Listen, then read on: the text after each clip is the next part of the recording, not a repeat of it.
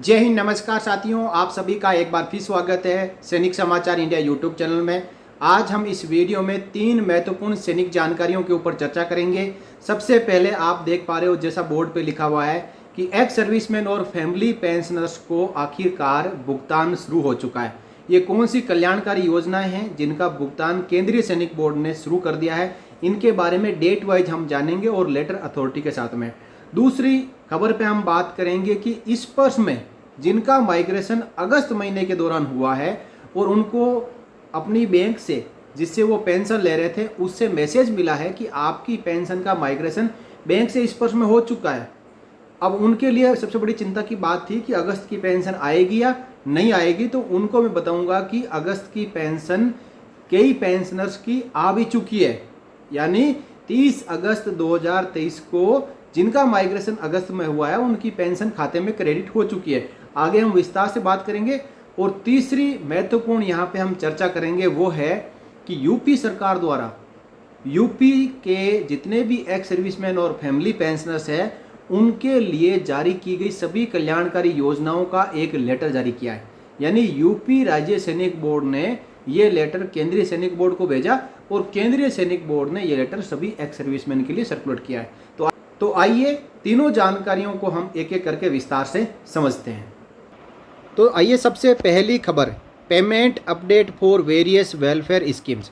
केंद्रीय सैनिक बोर्ड ने 29 अगस्त 2023 को ये लेटर जारी किया है जिसमें उसने केंद्रीय सैनिक बोर्ड द्वारा चलाई जा रही सभी वेलफेयर स्कीम्स की जो कट ऑफ डेट है, जिस डेट तक आपने उस कल्याणकारी योजना के लिए अप्लाई किया था उस योजना की तारीख जारी की है कि इस तारीख तक जितने भी भूतपूर्व सैनिकों ने वेरियस स्कीम्स के लिए अप्लाई किया था उनका भुगतान शुरू कर दिया गया है। आइए देखिए सबसे पहले क्या लिखा हुआ है पैरा 1 में, payment against following welfare schemes have been made as per dates mention.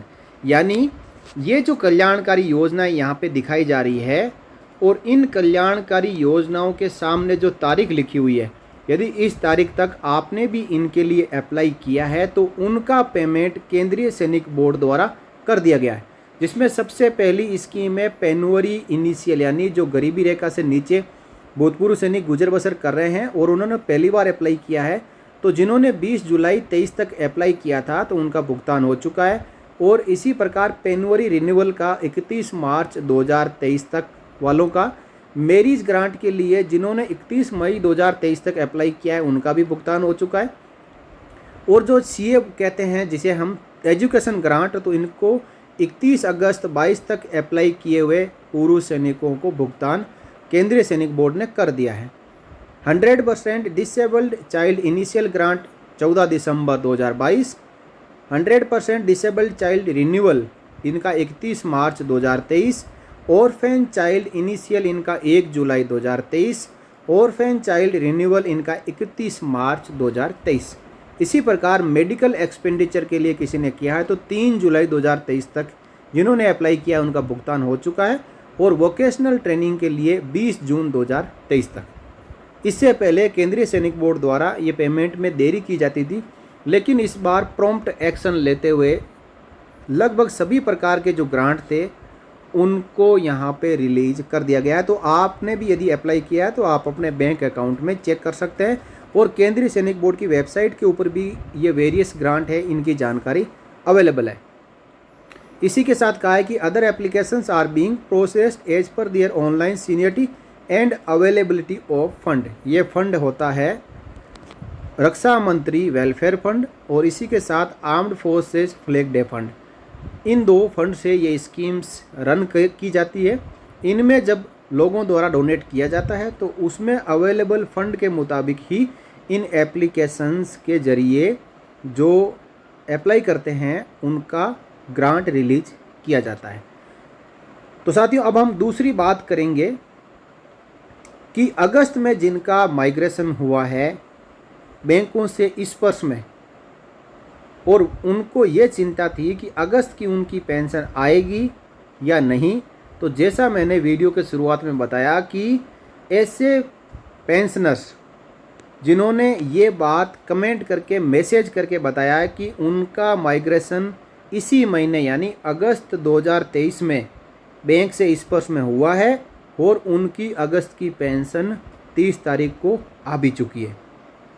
तो दोस्तों, ऐसे जितने भी पेंशनर हैं जिनको इस प्रकार मैसेज मिला है कि आपकी पेंशन का बैंकों से स्पर्श में माइग्रेशन हो चुका है और वो यही सोच रहे हैं कि उनकी इस महीने की पेंशन आएगी या नहीं, तो मैंने इसके बारे में अलग से भी एक वीडियो बना के आपको बता दिया कि 20 अगस्त से पहले यदि आपका माइग्रेशन होता है तो उस महीने की पेंशन स्पर्श द्वारा क्रेडिट कर दी जाती है, लेकिन 20 तारीख के बाद में यदि माइग्रेशन होता है तो थोड़ी सी संभावनाएं कम रहती है। लेकिन अगस्त में जैसा कि पेंशनर्स द्वारा बताया गया है कि उनको पेंशन स्पर्श द्वारा क्रेडिट करना शुरू कर दिया है, तो आप भी 31 अगस्त तक वेट कर सकते हो सकता है कि आपका भी माइग्रेशन इस महीने हुआ है तो आपकी पेंशन आ जाए, नहीं तो सितंबर की पेंशन के साथ में है अगस्त की पेंशन आएगी। और अब आखिर में मैं आपको बताऊंगा, रक्षा मंत्रालय ने एक लेटर जारी किया है department of ex serviceman welfare ने, और उसने इस लेटर में बताया कि यूपी गवर्नमेंट द्वारा पूर्व सैनिकों और फैमिली पेंशनर्स के लिए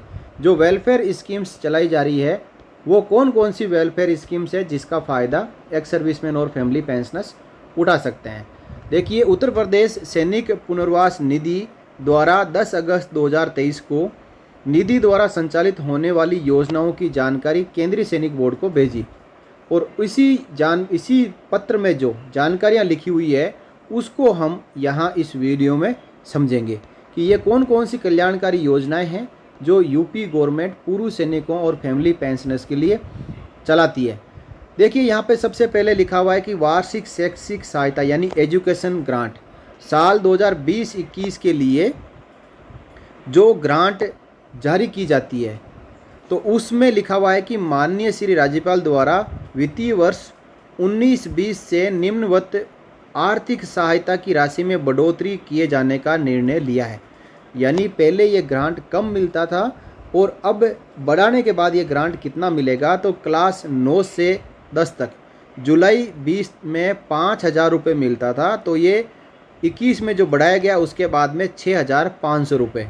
तो हम अब जो करंट राशि है उसी के बारे में जानेंगे।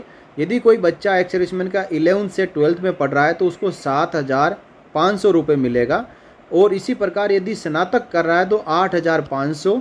इसी के साथ यदि स्नातकोत्तर कर रहा है यानी पोस्ट ग्रेजुएशन कर रहा है तो 11,000 रुपये, और इंटर स्तर तक के तकनीकी कोर्स जितने भी टेक्निकल कोर्स कर रहा है तो 13,000 रुपये, और ग्रेजुएट और पोस्ट ग्रेजुएट स्तर पर यदि कोई तकनीक कोर्स कर रहा है तो उसको 30,000 रुपये यूपी गवर्नमेंट द्वारा भूतपूर्व सैनिकों के बच्चों को दिए जाते हैं। कुछ शर्तें यहाँ पर है जिसको कि आप यहाँ पे पढ़ सकते हो। इस लेटर की कॉपी ग्रुप में भी अवेलेबल है और इस वीडियो के डिस्क्रिप्शन में भी मैं डाल दूँगा, आप डाउनलोड करके ये पूरी जो एलिजिबिलिटी कंडीशन है उनको आप जान सकते हो, क्योंकि अप्लाई करने से पहले यदि आप एलिजिबल है तभी अप्लाई करें, नहीं तो क्लेम आपका रिजेक्ट हो सकता है।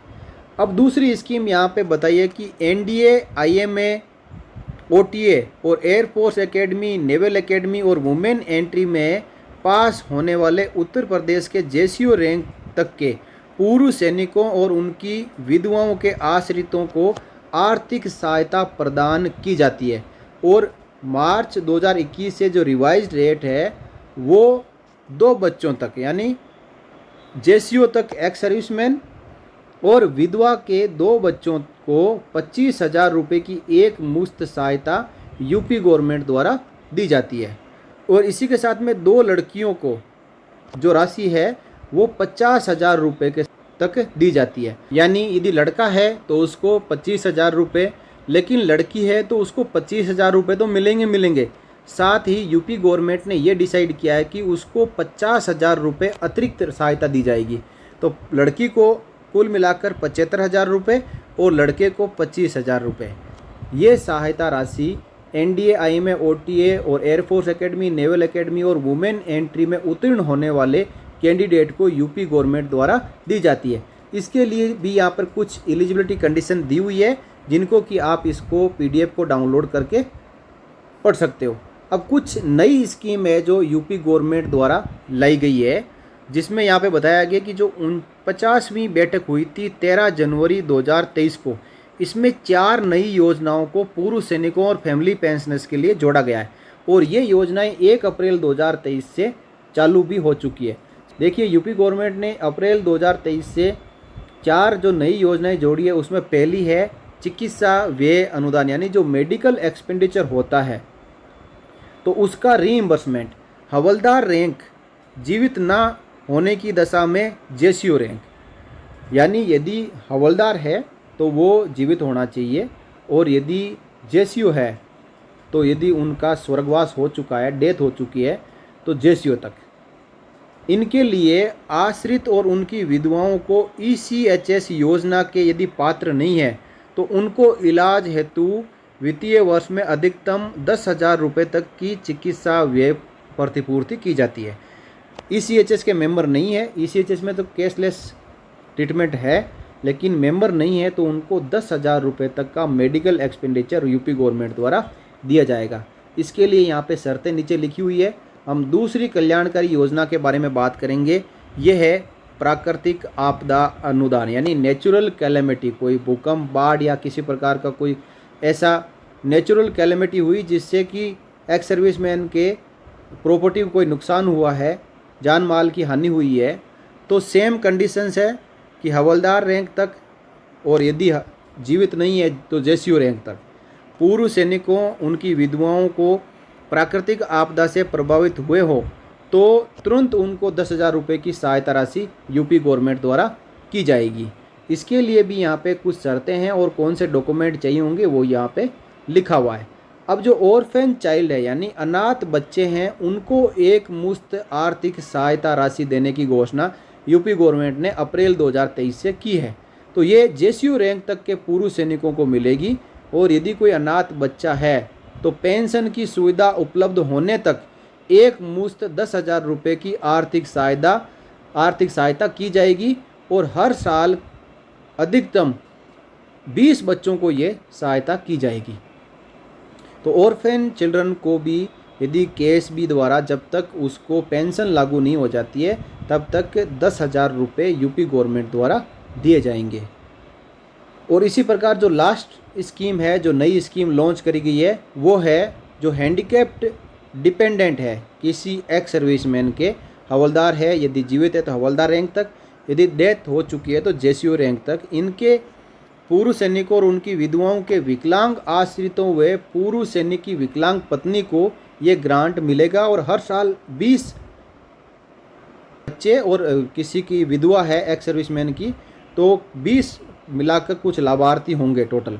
और इनमें यदि डिसेबिलिटी 50% तक है तो 8,000 रुपये दिए जाएंगे और 50% से ऊपर डिसेबिलिटी है तो 10,000 रुपये यूपी गवर्नमेंट द्वारा दिए जाएंगे। तो ये 4 नई स्कीम यूपी गवर्नमेंट ने लॉन्च की है। नीचे आप देख पा रहे हैं कि जो 49वीं बैठक हुई थी 13 जनवरी 2023 को, यहाँ उसकी यहाँ पे फ़ोटो डाली गई है। जो एक्स सर्विसमैन की बैठक हुई, एक्स सर्विसमैन के लिए वेलफेयर स्कीम को बढ़ाने के लिए जो बैठक हुई उसके बारे में यहाँ पे बताया गया है।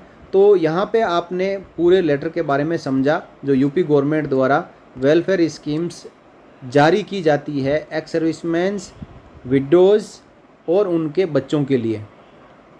तो यूपी राज्य सैनिक बोर्ड द्वारा ये जानकारी केंद्रीय सैनिक बोर्ड को भेजी गई थी, क्योंकि केंद्रीय सैनिक बोर्ड समय समय पर राज्य सैनिक बोर्ड से ये जानकारियाँ मांगता है और पूर्व सैनिकों के साथ में इन जानकारियों को सर्कुलेट करता है ताकि सब अपडेट रहें और इन वेलफेयर स्कीम्स का फ़ायदा उठाएं। तो इस वीडियो में साथियों इतना ही। इस वीडियो को आप लाइक करें, ज़्यादा से ज़्यादा शेयर करें। अगले वीडियो में फिर मिलेंगे इसी प्रकार की जानकारियों के साथ, और तब तक आप बने रहिए चैनल के साथ। जय हिंद, जय Bharat, Vande Mataram. For more updates, subscribe to our channel and enjoy watching the videos.